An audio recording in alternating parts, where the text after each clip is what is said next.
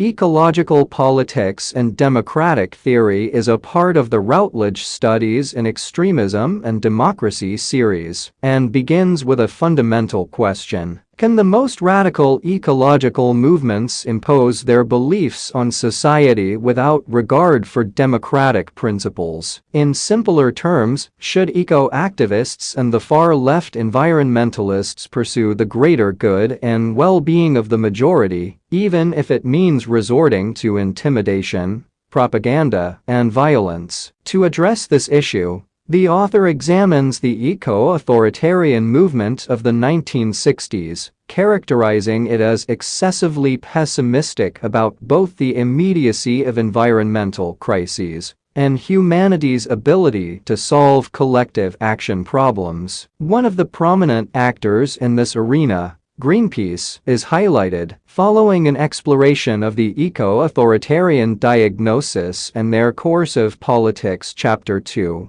Delves into the ideology of anarcho-primitivism, in contrast to liberal democracy. Chapter 3 analyzes the actions and motivations of radical environmental activists, questioning whether their rhetoric and actions can be labeled as ecoterrorism or seen as an alternative form of democracy. Scholars hold differing views on this matter, leaving open the debate on how radical ecologists can justify the use of violence and threats against property, powerful individuals, and polluters. The author suggests that eco-authoritarians believe they possess the legitimacy to challenge existing democracies and envision a renewed form of democracy. Furthermore, many eco-authoritarians regard values like liberty and democracy as historical, rather than universal concepts. In my opinion, ecological politics and democratic theory is a significant resource for students who believe that environmentalism can continuously evolve,